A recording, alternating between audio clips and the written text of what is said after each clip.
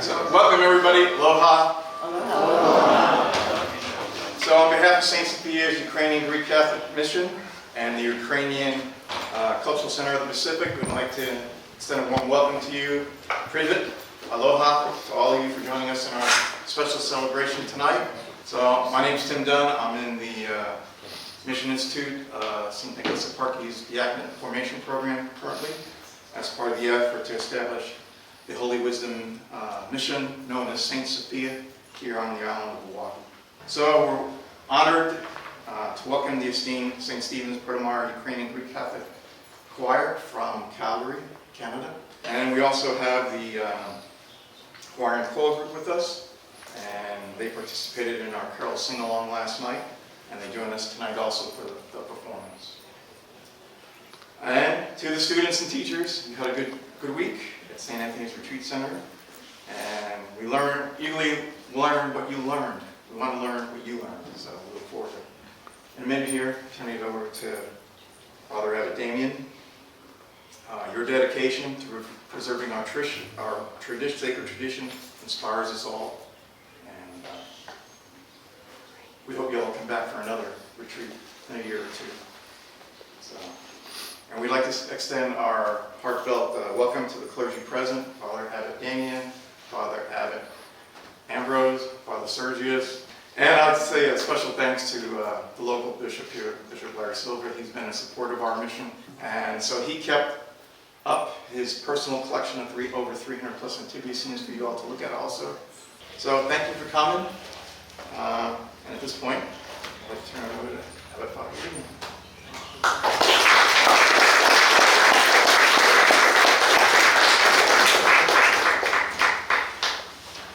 Oftentimes people want to know, well, what is an icon? And I realize I'm speaking to the choir. Many of you know what an icon is, but just to maybe in case someone wants to know or they don't have their own definition, an icon for the most part is a two-dimensional object. Here on these shelves we have three-dimensional objects, and this is, for me, it's not a criticism of iconography or statuary versus iconography, just to explain the differences. Out of the 8th and 9th century came an effort on the part of the church to define Christian art, primarily for the purpose of defining our understanding and belief in a mystery that we call incarnation. How is it possible for heaven and earth to come together? How is it possible for the immaterial, incomprehensible, invisible, unnameable God to become one of us? How can we dare to say we believe God has a mother? It sounds like a strange stretch, but that's why in our Eastern Catholic and Orthodox churches, icons became a serious theological statement about what we believe. Here, a woman, and it's, oftentimes in Western art, we like to see a pretty lady with a fat, chubby baby, and that's not necessarily, this baby's a little chubby, but it's not necessarily what we're trying to express here. This is a theological statement about this woman who we call Mother, and these are the Greek letters first and last, Mother Theotokos, Mother who holds, carries God. But wait a minute, God existed before time. God is, again, this invisible, incomprehensible force, but because of mystery, why does God so love the world that he gives us this Jesus, who we believe to be God, and his name is here, Isos Christos, Jesus the Christ, in Greek again. The icon is trying to express theology, so we're not pretending that this child of Jerusalem, or of Bethlehem, thousands of years ago was dressed like this. This is a theological statement, nor was his mother dressed like this. The baby is dressed in colors that speak of glory and speak of heaven, gold and white. Light is the primary symbol that we try to express in our icons, because light is the first thing. This is what we were painting, Logos, God the Word, before he is Jesus, creating the world. So we were painting what looked like Jesus sitting on an orb, a circle, and and God said, "Let there be light." Now that wasn't the sun and the moon, but the first words that come out of God in creation, "Let there be light." St. Gregory Palamas says, speaking a long time ago, that's because light is the perfect symbol of God's uncreated glory. So in the icons there's no shadows, because there can't be any darkness. This is a window into a world that it's a mystery that we're invited to understand. Again, I have had many encounters, and maybe some people are very offended by these images. Probably most of you not, you wouldn't be here. But it's understandable. The Bible is clear in the Old Testament. "Thou shalt not make any graven images of anything on the earth below or anything in the heavens above." And dear God, don't bow down in front of them and worship them. And what do in our church? We bow down and we do what should be unthinkable. We kiss them. But remember, for us, we're moving from here to here, into the heart. And also, I remind the people that will show me the Bible and put the Ten Commandments in front. I believe in the Ten Commandments. But that same God speaks to the same Moses, in my Bible, 3 pages later, and says, "And thou shalt make 2 graven images of 2 cherubim on each side of the mercy seat." And there, what do you have to not just bow down, you have to get on your knees, kiss the earth. And sometimes we do that too, prostrations. Worship in my presence. The icon is not God. It's not divine. It's one of the reasons why a traditional, we never paint anything on the back. These icons have been here for the Ukrainian Catholic Church for the last 25 years. They've held it pretty well because we've painted with egg yolk, which a lot of people are surprised with, but it's one of those mediums that lasts forever. We use wood. This happens to be old redwood boards from a barn in Redwood Valley, California. We soak the wood with skin glues. This is an old method. The Ukrainians in particular really developed iconography.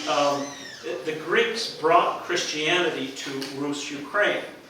And the Ukrainians were woodworkers, so they had already experienced something of the presence of God in the forest. So very early on, the Ukrainians, they also started doing things to the wood. Oftentimes you'll see in Ukrainian like a lot of carved decorations, which is very beautiful, but it's also the contribution of that culture and of that people.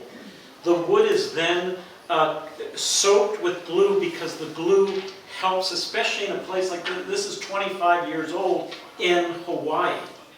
Wood, as you know, falls apart here. And stuff cracks and paint will fall off. Well, after 25 years, we have had a few gecko attacks. They have some iconoclastic tendencies, but for the most part, we like geckos because they eat bugs. But we then put a layer of linen, usually, in this case it was an old altar linen, stretched it on the board, because wood, although I have to say I'm rather impressed, wood normally warps. And this is not plywood, these are real boards from an old redwood barn. The wood wants to warp, so we usually try to set up the icon so it's going to warp any direction. It'll go this way. We have linen, cloth, wrapped, glued onto the wood, so the gesso, which is the next layer, white crushed marble with rabbit skin glue, if it's going to go anywhere, it'll crack this way. And a lot of old icons probably in another 25, 50, 60, 100, 200. I always give people a 500-year guarantee on their icon.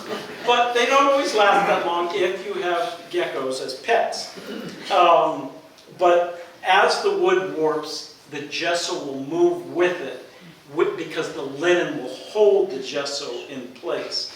I had the chance to visit with some Ukrainian nuns when I was in Ukraine, a museum where they were restoring icons that had been taken out of churches and homes during the Soviet era, and they were very badly damaged in the sense that they had been kept in barns. Some of them were turned upside down so that, you know, Soviet investigators wouldn't find where the church icons were, and they were restoring them. But what impressed me was that these were tall icons. Some of them, the barns that they were in had had flood damage, but still the upper part of the icon was fully intact.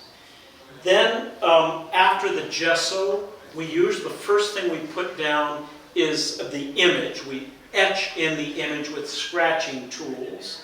That's what we've been teaching this past week. We were working at St. Anthony's retreat house, and some of the people in this room were doing a wonderful work. Some weren't, but we won't name who did work. They all did wonderfully.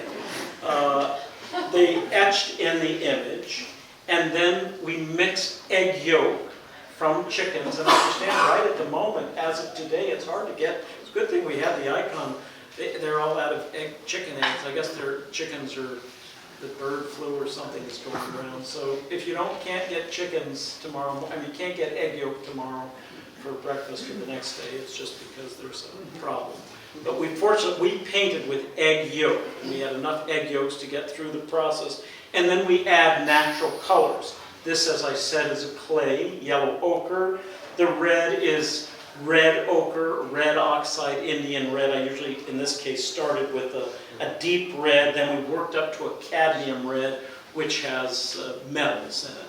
So the white, we don't use lead white for the most part. Those who are already a little crazy, you'll go crazier if you ingest a lot of lead white. So we try to keep people away from lead white, at least from eating it.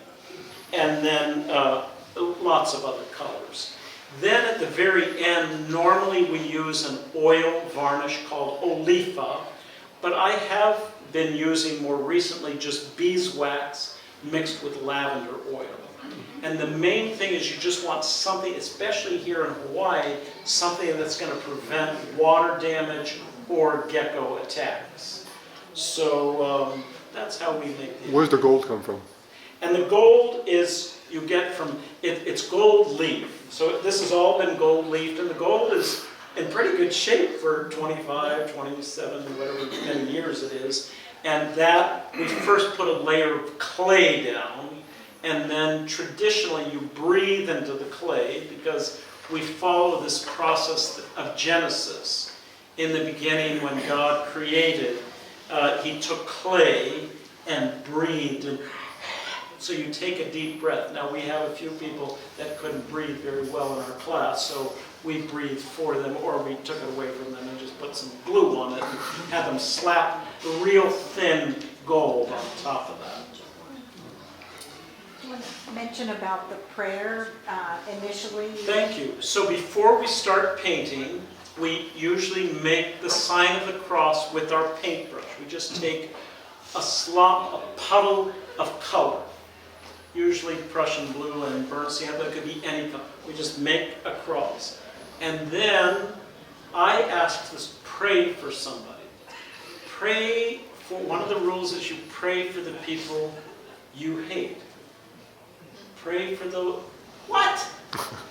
I don't want to pray for the people that hate me or that I have hated them. That's the whole reason I hate them. You know, it's because they're bad, nasty, evil people. Well, put their name on the board. Don't bring any unforgiveness into sacred work. Let go of it, at least for that moment, for that day, for that time. Let the wood and the paint become a prayer.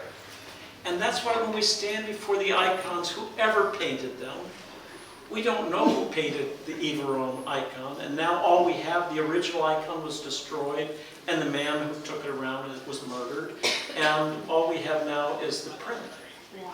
But it's the print that is bringing forth this oil. So we make and you can also pray for your family, you can pray for people you like, but I usually recommend that you pray for somebody that you put somebody's name on there that you can't forgive because they're unforgivable. Because if they're unforgivable, then you're unforgivable. It's a circle.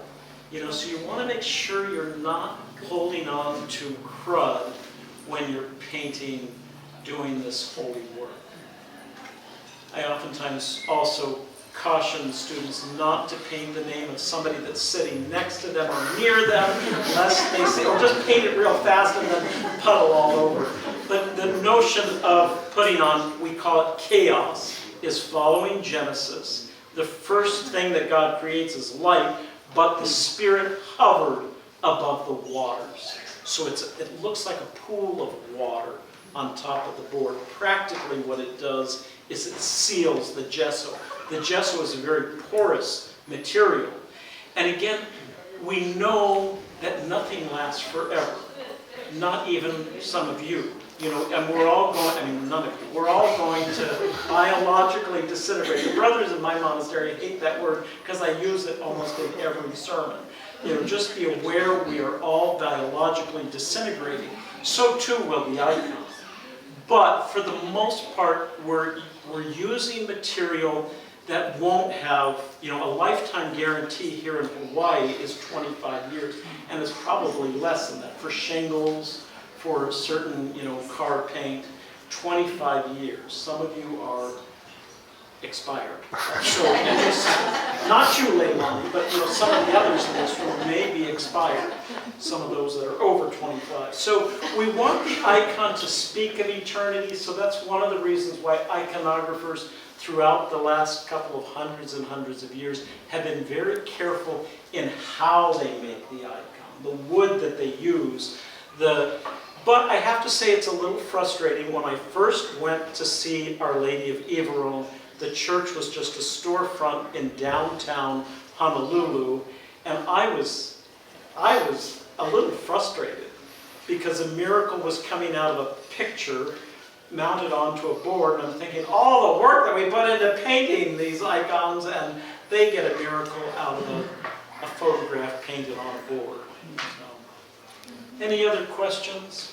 Tim is giving me the wrap it up or go away, so I don't want to be forced to go away, but I'm so grateful. Thank you.